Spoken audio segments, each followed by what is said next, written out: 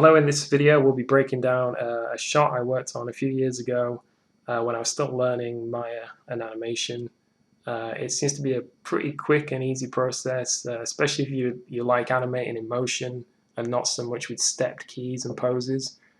This is a method I use a lot now for acting and narrative animation stuff, not so much in games, but yeah, see what you think. So for this shot, I like to put my keys in to basically work out what the shot is going to be. But like, just basically get some nice poses in. That one that tell the story, he's opening the door, he grabs it, he has like a nice sort of crazy expression. Then we got this kind of cool exit. So there's going to be some nice timing and pop in there between the door and grabbing it and all that. Now after I do this, because there's a lot of stuff to track here, and there's a lot of things I want to make sure the whole timing works, and it works with other shots in my for the rest of the animation. So it's more about capturing a rhythm. So I've got some nice poses, and I've sort of got a rhythm. I did have music to kind of put this with, but overall, I don't really know how it's going to work. So because I don't like the whole, I like to see things in motion, get the whole rhythm of the scene, and I don't really like the going from step to spline. One cool trick is to use a primitive, like a sphere or something like that, and get that whizzing around, because you can key that really quickly. You can deform it really quickly, and you can get the, you press play, and you get the feedback straight away. So what I do is I create like a primitive version of the character, which basically is just a body and a head. So I can focus on the most important thing, which is where that character is going to be and the kind of where he's looking, and also get the rhythm. So then what I do is, and because again I get nice playback on that, I can have the model in there as well, which is already posed. I can kind of animate on top of my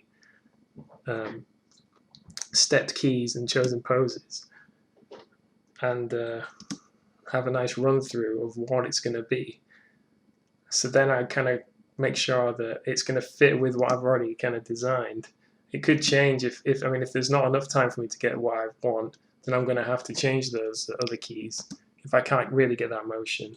And that's the whole point of this, is that straight away and quite quickly I can work out and see what's going to happen.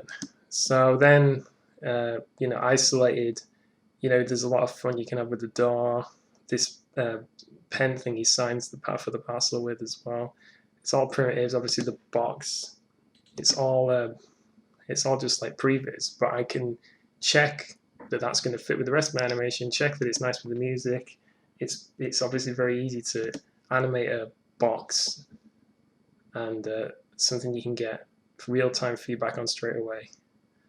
So, obviously that's not the animation, but I can quickly get something. It's good practice for your timing, your squash and stretch, mainly timing and spacing. Oh, you're going to get it right here.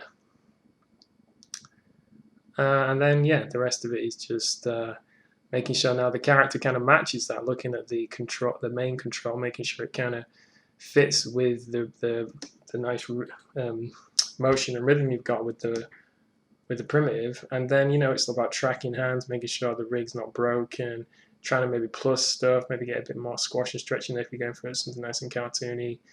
But again, you've already done so much hard work with this primitive version that you're not really going to go wrong. Now I'm just like animate on top of something I know I'm happy with.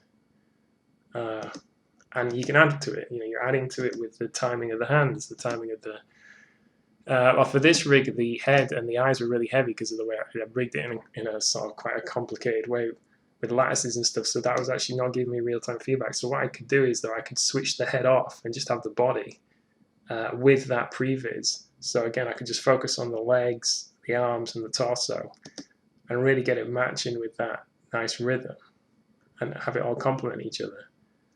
So, but the hard work was already done because, yeah, I'd already got my key poses which tell the story. I spent plenty of time on those.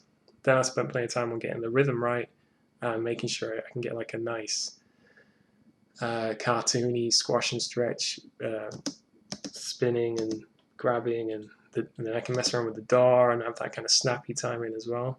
So that's all kind of there in the scene.